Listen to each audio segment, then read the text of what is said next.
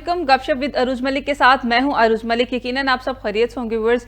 आजकल नौजवानों में भी कमर दर्द रहना, जोड़ों में दर्द रहना, आखिर इसकी क्या वजूहात है? क्या हमारी डाइट ऐसी नहीं है, या हम फ़ोन का बहुत ज़्यादा इस्तेमाल कर रहे हैं, या हम तकिया जो है वो ठीक यूज़ नहीं कर रहे? इसी हवाले से हम बात करेंगे। डॉक्टर हसनैन हमारे साथ मौजूद हैं, फिजियोथेरेपिस्ट हैं। आइए उनके पास चलते हैं और जानने की कोशिश करते हैं कि आखिर मेन जो कॉज है वो है क्या, हमारी लापरवाही है या हम क्या करते फिर रहे हैं। अस्सलाम वालेकुम। वालेकुम अस्सलाम। कैसे हैं आप? अल्हम्दुलिल्लाह अल्हम्दुलिल्लाह। अच्छा, क्या कहना चाहेंगे आप? क्या फ़ोन यूज़ करने से कमर में दर्द या गर्दन में दर्द हो सकता है? मोबाइल फ़ोन का एक्सेसिव यूज़ जो है वो नेक पेन कॉज करता है। अब वो नेक पेन किस तरह से कॉज करता है कि जब हम मोबाइल फ़ोन का ज़्यादा यूज़ करते हैं, जिससे हम गर्दन झुका के मोबाइल का इस्तेमाल कर रहे हैं, तो हमारे जो गर्दन के वर्टिब्राज हैं उनमें स्पेस जो है आगे वाली साइड पे कम हो जाएगी, पीछे वाली साइड पे बढ़ जाएगी। प्रोलॉन्ग एक ही पोजीशन के अंदर रहने की वजह से आपके कंप्रेशन आती है और आपकी नेक पेन, आपके हाथों का सुन्न होना, बाजुओं का सुन्न होना, जिसे हम मेडिकली कहते हैं रेडिकुलोपैथी, रेडिकुलोपैथी के सिम्टम्स आते हैं। और इसी के साथ साथ जो हमारे नेक के मसल्स हैं, अपर ट्रैप, उनकी स्टिफनेस बहुत ज़्यादा देखने को मिलती है सिर्फ फ़ोन यूज़ करने से? सिर्फ मोबाइल यूज़ करने अगर लेट के ऐसे करके देख लिया जाए फिर? लेट के देखना भी नुकसानदेह है। मोबाइल का जो सही यूज़ है वो ये है, ऐसे पकड़ के इस तरह से आप यूज़ करें, बिल्कुल अपने फेस के सामने रख के यूज़ करें, ना अपनी गर्दन को ज़्यादा झुकाएं ना ज़्यादा ऊपर करें। अच्छा, बिल्कुल ऐसे लेवल पे लाके। बिल्कुल। हम लोगों की आदत क्या है, हम लोग लेट के मोबाइल जब यूज़ करते हैं, एक तो हमने पिलो इतना ऊंचा लिया होता है और एक हम मोबाइल को ऐसे हमने रखा होता है, जिस वजह से हमारी वो पोजीशन बनी रहती है और बाद में हम सोते भी उसी पोजीशन में। कि डॉक्टर साहब कितने अच्छे हैं, वरना सब कहते हैं फ़ोन यूज़ नहीं करना, वो कह रहे हैं फ़ोन यूज़ करें लेकिन एंगल ठीक कर लें। बिल्कुल। मोबाइल फ़ोन एक ऐसी चीज़ है, वो तो हर बंदे की ज़रूरत है। आपके अब तो जो दौर जा रहा है, हमारे 70 to 80% काम जो हैं वो हमारे गैजेट्स के साथ ही हैं, कंप्यूटर के साथ, लैपटॉप के साथ, मोबाइल के साथ। इसमें हम स्पेसिफिकली सिर्फ मोबाइल यूज़र्स को नहीं टारगेट कर रहे, हम लैपटॉप वालों को भी टारगेट कर रहे हैं। अब कुछ लोगों की आदत है वो लेट के लैपटॉप यूज़ करते हैं, उनमें नेक पेन और बैक पेन बड़ी कॉमन होती है। अब वो बैक पेन किस तरह से साथ इन्वॉल्व होती है, अब वो अपनी बड़ी इरेगुलर सी पोजीशन बना के, इरेगुलर पोस्चर में लेट के घंटों घंटों लैपटॉप यूज़ करते हैं, जिस वजह से उनके बैक के मसाइल जो हैं वो बहुत ज़्यादा हो जाते हैं। अच्छा, जो लोग लेट के खाना खाते हैं उनको भी कोई दर्द वगैरह के मसाइल का सामना रहता है? खाना तो हमेशा बैठ के ही खाना चाहिए। हम नहीं किसी को भी ये एडवाइस करते कि आप लेट के खाएं, क्योंकि हर चीज़ का एक मैकेनिज़्म होता है, एक पूरा प्रोसेस होता है, तो खाना हमेशा बैठ के खाना चाहिए, लेट के कभी भी नहीं खाना चाहिए। का जिक्र किया, तकिया किस तरह का इस्तेमाल करना चाहिए? अगर कोई ज़्यादा ऊंचा तकिया है तो उससे कौन कौन से गर्दन के मसाइल का सामना हो सकता है? तकिया हमेशा ऐसा यूज़ करें कि आपकी बॉडी और आपकी नेक एक लेवल पे रहे, ना गर्दन ज़्यादा ऊंची हो ना ज़्यादा नीचे हो। गर्दन ज़्यादा ऊंचे होने से मोरों की आगे वाली साइड पे कंप्रेशन आएगी, गर्दन ज़्यादा नीचे होने की वजह से मोरों की पिछली साइड पे कंप्रेशन आएगी। तो वो तो बहुत अनकंफर्टेबल नहीं हो जाएगा अगर आप पूरे लेवल पे तकिया इस्तेमाल? बिल्कुल भी अनकंफर्टेबल नहीं होगा, वो बड़ा इजी रहेगा अगर हम यूज़ करते हैं। जिस तरह हमारे यहाँ आजकल पॉलिस्टर के पिलोस बहुत ज़्यादा लोग यूज़ करते हैं, उसमें नेक अंदर चली जाती है, उसको वो ये समझा जाता है कि ये बड़ा नरम है तो बड़ा कंफर्टेबल होगा, हालांकि उसकी वजह से नेक पेन सबसे ज़्यादा देखने को मिलती है। तो फिर किस तरह का तकिया इस्तेमाल करना है? हमेशा आपने तकिया ऐसा यूज़ करना है जो अंदर ना जाती हो, जिसकी जो हार्ड है, बिल्कुल इस तरह की उसकी सरफेस हो कि आपने ऊपर नेक रखी है तो वो आपकी नेक को स्टेबल करे, ना कि अंदर लेके। बिल्कुल, जिसको रुई का तकिया आम जुबान में कहा जाता था। अच्छा, तो वो तो बहुत ज्यादा हार्ड नहीं हो जाएगा? किस तरह से मैनेज होगा? आजकल जिस तरह के मम्मी डैडी बच्ची आ रहे हैं, वो आपको लगता है कितना हार्ड वाला तकिया इस्तेमाल कर ये तो उनको थोड़ा सा समझाने की जरूरत है, उनको एजुकेट करने की जरूरत है कि पॉलिस्टर के पिलोस जो हैं वो बिल्कुल भी नहीं इस्तेमाल करने। अच्छा, मेडिकेटेड पिलोस भी आ गए हैं? मेडिकेटेड पिलो जो आप देखेंगे, मेडिकेटेड पिलो हैं, मेडिकेटेड जो मैट्रेस हैं वो हमेशा हार्ड होंगे। जो ऑर्थो पिलो, ऑर्थो मैट्रेस है वो हमेशा आपको हार्ड ही देखने को मिलता है। अच्छा, जिनको कमर की दर्द रहती है वो किस तरह का मैट्रेस यूज कर सकते हैं? हार्ड सरफेस पे सोएं?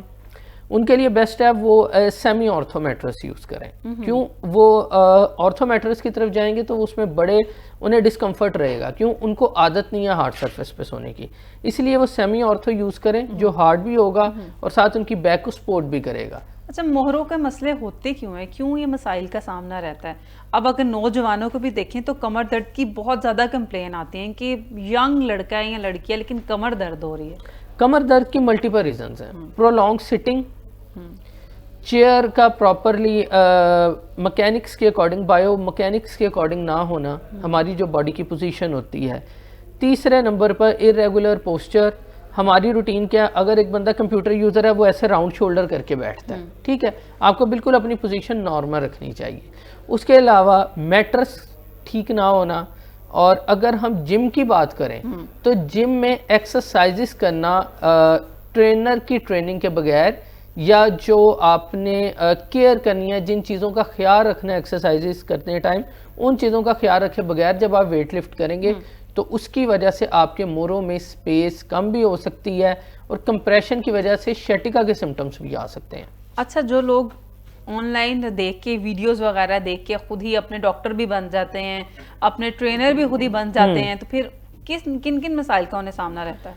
उन लोगों के लिए यही है कि अभी अगर वो ट्रेनर के ऊपर कुछ पैसे खर्च कर लेंगे तो वो आगे अपने आने वाले वक्त में मेडिसिन के पैसे बचा सकते हैं। क्यों? क्योंकि ट्रेनर की ट्रेनिंग बहुत ज़रूरी है। आपकी किसी भी चीज़ में ट्रेनर होना आपके पास बहुत ज़्यादा ज़रूरी है। उसमें क्या है, आपके एंगल्स होते हैं एक्सरसाइजेस के। अगर आपने बाइसेप को टारगेट करना है, आपको नहीं पता आपने किस तरह से एंगल बनाना है, एक वीडियो आपको नहीं बता सकती। ट्राइसेप को टारगेट करना है, आपने अपर ट्रैप को करना है, लोअर ट्रैप को करना है, आपने पैरास्पाइनल को टारगेट करना है, तो उसकी स्पेसिफिकली एक पोजीशन होगी जिसमें आप आइसोलेट मसल को करके उसकी एक्सरसाइज कर रहे हैं। अच्छा, जोड़ों से जो कड़क कड़क की आवाजें आती हैं, ठीक है, क्या वो नॉर्मल है या किसी मसले का आपको एक अलार्मिंग सिचुएशन है, या बार बार सिम्टम्स आ रहे हैं कि आपको अपना इलाज करवा लेना चाहिए? अच्छा, हमारे यहाँ प्रॉपरली डाइट ना होने की वजह से आते हैं। हम इसको अलार्म ही कहेंगे। क्यों? क्योंकि इसका मतलब है आपके जॉइंट्स वीक हो रहे हैं, वेयर एंड टेयर की तरफ जा रहे हैं। अब वेयर एंड टेयर को आम लैंग्वेज में जब हम 50, 60, 40s में देखते हैं, पेशेंट में सुनने को मिलता है अर्थराइटिस। अर्थराइटिस एक बीमारी है जिसको कहा जाता है wear and tear of cartilage. इसमें हड्डियां आपस में जुड़ने लग जाती हैं, कार्टिलेज अंदर से जो टकराती हैं, अंदर जो कार्टिलेज होती है वो कम होना शुरू हो जाती है। तो इस चीज़ को जब आप ट्रीट करते हैं या देखते हैं तो उसका स्टार्ट यही होता है, आपको पॉपिंग साउंड आती हैं जॉइंट से। अब पॉपिंग साउंड जब आपको सुनने को मिलती है, अगर यंग एज में है, तो इसका मतलब आपकी प्रॉपरली फिजिकल एक्टिविटी नहीं है। आपको अपनी प्रॉपर फिजिकल एक्टिविटी करनी चाहिए ताकि जो पॉपिंग साउंड आ रही है उनको आप मैनेज कर सकें। अगर जिम जाने के बाद भी ये आवाज़ें आती हैं, कभी घुटनों से आ रही हैं, कभी किसी हड्डी से आ रही है, तो फिर? अच्छा, अगर कभी कभी आती है तो वो इशू नहीं है, वो आपकी कोई पोजीशनिंग में इशू आ सकता है। आपके वो पॉपिंग साउंड आई पर आपको पेन वगैरह नहीं आई, ओके आई है। कुछ लोगों की जिस तरह आदत है वो खुद पॉपिंग साउंड निकालते हैं जॉइंट से, तो जिस तरह हाथ की उंगलियों से लोग निकालते हैं, तो उसकी वजह से आप अपने जॉइंट को वीक कर रहे होते हैं। उसकी वजह से क्या होता है, हमारे जॉइंट में साइनोवियल फ्लूइड जो होता है वो कम होना शुरू हो जाता है, जो बेसिकली जॉइंट्स के दरम्यान में लुब्रिकेंट होता है। जब वो कम होगा तो हड्डियां आपस में रगड़ खाएंगी। तो अगर ये चीज़ें आ रही हैं तो आपको अपनी डाइट को ठीक करना चाहिए, विटामिन्स को ऐड करना चाहिए, एक्सरसाइजेस को ऐड करना चाहिए। अगर एक्सरसाइजेस के बाद भी आ रही हैं तो इसका मतलब आप कहीं ना कहीं कोई ना कोई गलती कर रहे हैं, या तो आप डाइट प्रॉपर जो लोग एक्सरसाइजेस कर रहे हैं उन्हें साथ कौन से सप्लीमेंट्स जो है वो यूज करने चाहिए, विटामिन्स कौन सा होना चाहिए? सबसे बेस्ट सप्लीमेंट है आपकी नेचुरल डाइट। आप अपनी डाइट में सिट्रिक फ्रूट्स ऐड करें, आप प्रोटीन के लिए एग वाइट और चिकन ऐड करें, फिश ऐड करें, और उसके अलावा आप दूध का इस्तेमाल करें, और उसके अलावा आप ग्रीन वेजिटेबल्स का यूज़ करें, आप फ्रूट्स का यूज़ करें। ये बेस्ट आपके हैं सप्लीमेंट्स। अगर किसी नॉर्मल आदमी ने जो इतना नहीं है, किसी मिडिल क्लास से बिलोंग करता है और उसने ये सारी जिम वगैरह जाना है, तो वो तो ये चीज़ें अफोर्ड नहीं कर पाएगा कि एक टाइम मछली खाए, दूसरे टाइम चिकन खाए, फल भी खाए, सब्जियां भी खाए, वो तो घर चलाएगा कि अपना ख्याल करेगा। उसके लिए क्या किया जाता है? उसके लिए बेस्ट है कि वो वेजिटेबल्स का इंटेक ज़्यादा से ज़्यादा करे, सब्जियां ज़्यादा से ज़्यादा खाए, एग वाइट, अंडे की सफ़ेदी वो कोशिश करे ज़रूर ले। ऑल्टरनेटिव डेज पे कभी अंडे की सफ़ेदी ले ली, कभी आप चिकन ले सकते हैं, और फिश को आप इसमें स्किप भी कर सकते हैं क्योंकि वो वैसे भी सीजनल है। तो तीसरे नंबर पर आपके लिए बहुत ज़रूरी है सनलाइट, सूरज की रोशनी, क्योंकि आपके पास विटामिन डी का एक ही सोर्स है, वो है सनलाइट, जिसको हम लोग अवेल नहीं करते। हम लोग मुख्तलिफ कंपनीज के जो विटामिन हैं, विटामिन डी के, उनके ऊपर पैसे खर्च लेंगे, हम धूप में नहीं बैठेंगे। कितनी देर धूप में बैठना जो है वो फायदेमंद है? धूप में बैठने का भी टाइम होता है। आप कोशिश करें 11 से 1 के दरमियान की जो धूप है उसमें आप बैठें। 11 से 1 की धूप में। उसके बाद जो जिसको आप कहते हैं जोहर की नमाज से लेके 3 बजे तक का टाइम है, उसमें धूप की शिद्दत ज्यादा होती है। आजकल आप उसमें बैठ सकते हैं, कोई इशू नहीं है, लेकिन आप सुबह टाइम जब धूप निकलती है उस टाइम बैठें, वो ज़्यादा आपके लिए फ़ायदेमंद है। और कम से कम आपको 15 to 20 मिनट्स धूप में बैठना चाहिए। किन्नू साथ खाने चाहिए क्योंकि उसमें सिट्रिक एसिड है, सिट्रिक फ्रूट्स हैं वो, उनका भी विटामिन सी को वो पूरा करेंगे, आपकी स्किन के लिए बहुत अच्छे हैं वो। और जो जिसको कहते हैं स्किन, लोग कहते हैं हमारी स्किन उतर रही है, वो उससे बहुत ज़्यादा बेहतर होती है और बालों के लिए बहुत अच्छा है। मल्टीपल उसके फ़ायदे हैं, आप देखना चाहें तो कोई भी चीज़ फ़ायदों के बगैर नहीं बनी हुई। जो नेचुरल सोर्सेज हैं, अगर आप जंक्स फूड की तरफ जाएँ तो उसके नुकसान ही हैं, उसका फ़ायदा कोई नहीं है। अच्छा, मोहरों की तकलीफ क्यों होती है, मोहरे क्यों अपनी जगह से हिल जाते हैं? उसकी सबसे बड़ी रीज़न ये है कि हम लोग का लाइफस्टाइल इस तरह का है, हम लोग अपनी बॉडी पे वेट ज़्यादा डालते हैं, एक्सरसाइजेज हमारी ज़्यादा हैं, हम लोग एक्टिविटीज़ ज़्यादा करते हैं, उस तरह से हम डाइट नहीं लेते। अगर हम डाइट लेते हैं तो हम फिर एक्सरसाइजेस नहीं करते। अब जिस तरह ओबीस पेशेंट हैं, मोटापा है, मोटापा सबसे बड़ी वजह है मोरों के मसले होने का। वो क्यों? जब आप मोटे होते हैं तो आपका बेली फैट ज़्यादा होता है, जिस वजह से आगे वाली साइड पे वेट ज़्यादा होने की वजह से इंटीरियर साइड पे प्रेशर आता है मोरों के। इंटीरियर साइड पे प्रेशर आने की वजह से आगे वाली साइड पे स्पेस कम हो जाती है, मोरों के पीछे वाली साइड पे स्पेस बढ़ जाती है, जिसकी वजह से कंप्रेशन आती है और आपको मोरों के मसाइल होते हैं। आजकल तो हर बंदे को ही हो रहे हैं, इवन अगर कोई इतना मोटा नहीं है, मोटापे का शिकार नहीं है, फिर भी कमर दर्द, जोड़ों में दर्द, कभी किसी हड्डी में दर्द, कभी कंधों में दर्द। इसकी सबसे बड़ी रीज़न प्रोलॉन्ग सिटिंग ही है। हम लोग ज़्यादा देर बैठते हैं, हम लोग कोई फिजिकल एक्टिविटी नहीं करते। 9 to 8 हमने ऑफिस आवर्स में कंप्यूटर के सामने बैठना है, 8 के बाद हमने खाना खाना है और सो जाना है। इसमें हमारी एक्सरसाइजेस का टाइम है ही नहीं। 8 के बाद तो कोई भी नहीं सोता डॉक्टर साहब। नहीं, कुछ लोग होते हैं जो बेचारे सुबह अर्ली मॉर्निंग ऑफिस जाते हैं, उनकी आदत है वो 10-11 बजे मोस्टली सो जाते हैं, तो उनको चाहिए है कि वो एक्सरसाइजेस का प्रॉपर टाइम अपनी स्लीप टाइम भी मैटर करता है। स्लीप टाइम आपका बहुत मैटर करता है, आपकी कम से कम 7 से 8 घंटे की स्लीप होनी चाहिए, जो परफेक्ट स्लीप है। हमारे यहाँ क्या है, स्लीप प्रॉपर ना होने की वजह से भी स्ट्रेस लेवल आता है बॉडी में, उसकी वजह से भी आपके कमर के जो पट्टे हैं वो अकड़ते हैं। स्ट्रेस का भी एक बड़ा मेजर रोल है कमर के, गर्दन के पट्टों के अकड़ने में। बिल्कुल ठीक है। अच्छा, शैटिका की आपने बात की, तो क्या ये लाइलाज मर्ज है? क्योंकि कहा जाता है एक बार शुरू हो जाए तो बस फिर इसे जान नहीं छूटती। ये बिल्कुल भी लाइलाज मर्ज नहीं है। शैटिका का ट्रीटमेंट होता है। अगर कोई आपको कहता है शैटिका लाइलाज है तो वो बिल्कुल ये गलत कहते हैं। शैटिका बेसिकली डायग्नोस नहीं होता, शैटिका सिम्टम होता है। अब वो किस वजह से आपको शैटिका के सिम्टम्स आ रहे हैं, आपको वो देखना पड़ता है। वैसे नॉर्मली क्या वजूहात होती है? मल्टीपल डिस्क बल्ज की वजह से आ जाते हैं। कमर के निचले मोरे, जिन्हें L4, L5, S1 वर्टिब्रास कहते हैं, उसमें डिस्क बल्ज होने की वजह से आ जाते हैं। आपने कोई वेट उठाया, ट्रोमेटिक इवेंट की वजह से आ जाते हैं। ट्रोमेटिक इवेंट की वजह से समटाइम जो सिम्टम आते हैं वो जाने में काफ़ी टाइम ले जाते हैं, क्योंकि उसमें हीलिंग प्रोसेस पूरा होता है।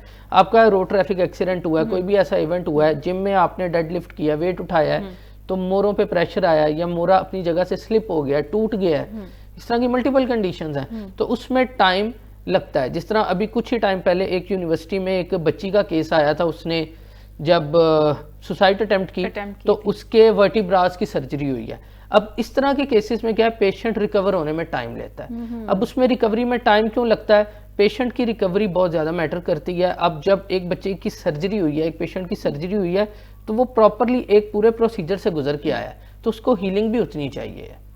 अच्छा, कुछ लोग ये भी तो फेमस है ना, देसी अगर इलाज की तरफ जाते हैं, टोटको की तरफ जाते हैं, कुछ लोग मोहरे उठाते हैं तो लोगों के मोहरों का मसला हल हो जाता है, तो क्या बिलीव करते हैं? आप जाना चाहिए उनके पास? मैं इस तरह की चीज़ों पे बिल्कुल भी बिलीव नहीं करता। मोहरों को कभी भी नहीं उठाया जा सकता। मोहरे हैं वो कोई डब्बे नहीं पड़े जिनको उठा उठा के हम साइड पे रख देंगे।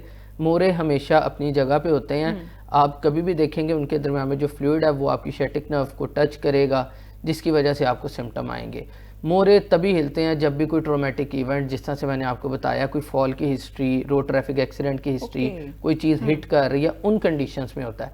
तो वो प्रॉपरली ऐसी कंडीशन है जिसमें सर्जरी रिक्वायर्ड होती है। क्या मालिश वगैरह है कमर की या मोहरों की जो इर्द गिर्द एरिया है, वहाँ क्या मसाज करना चाहिए? जो मोरों की तकलीफ में मुब्तला है या शैटिका में है, उनको बिल्कुल ऑयल के करीब नहीं जाना चाहिए? बहुत अच्छा उनको मसाज करना चाहिए, लेकिन सिर्फ ऑलिव ऑयल से करना चाहिए। ये जो डिफरेंट कंपनीज के ऑयल होते हैं कि हम बैक पेन को ये कर देंगे, वो कर देंगे, उनका कोई फ़ायदा नहीं है। आपके लिए बेस्ट है आप ऑलिव ऑयल यूज़ करें।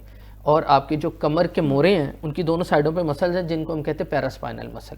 पैरास्पाइनल मसल को आपने बहुत अच्छे से मसाज करना है। अब उसमें क्या उसकी क्या डायरेक्शन, क्या उसकी डायरेक्शन ऊपर से नीचे की तरफ आपने रखनी है। Origin to insertion and insertion to origin, नीचे से ऊपर और ऊपर से नीचे की तरफ। अब उसमें एक और चीज़ है कि आपने बड़ा जेंटली मसाज करना है। और इसमें एक और चीज़ आपने मेक श्योर करनी है कि आप जब मसाज कर रहे हैं, अगर आपको कहीं कोई गिल्टी महसूस होती है अनलेस अनटिल वो पेनफुल नहीं है। अगर वो स्लाइड सी पेन कर रही है और मसाज करने से पेशेंट कह रहा है मुझे रिलीफ फील हो रहा है, तो इसका मतलब वो ट्रिगर पॉइंट्स हैं। ट्रिगर पॉइंट्स होते हैं मसल नोड्स। मसल्स में ब्लड की सर्कुलेशन कॉम्प्रोमाइज होने से नोड्स बनती हैं, तो उसको आप हल्का हल्का सर्कुलर मूव करेंगे तो ऑटोमेटिकली रिलीज हो जाएगा और आप बिल्कुल पेन फ्री हो जाएंगे। बिल्कुल ठीक है। अच्छा, घुटने रिप्लेस करवाना कितना फायदेमंद है? 100% फायदेमंद है। ऐसी कंडीशन जिसमें पेशेंट 80-85 प्लस एज है उसमें आप, और डायबिटिक है, तो उन केसेस में आप कह सकते हैं कि पेशेंट को उस तरह से फ़ायदा नहीं हो सकता जिस तरह से होना चाहिए। अगर आपको आर्थराइटिस है, ग्रेड 3 है और आपकी एज 40-50 है या 60 है और डॉक्टरों ने आपको कहा है रिप्लेसमेंट का, तो ये आपके लिए बड़ा प्राइम टाइम है रिप्लेसमेंट का। आर्थराइटिस का कोई इलाज नहीं है? आर्थराइटिस एक ऐसी चीज़ है कि इसको आप मैनेज कर सकते हैं, इसको आप ख़त्म नहीं कर सकते। इसके लिए हल यही है, आप रिप्लेसमेंट की तरफ जाते हैं, या तो एक्यूट फेज में इसको कवर किया जाए, फिर आप इसे पकड़ सकते हैं एक्यूट फेज में।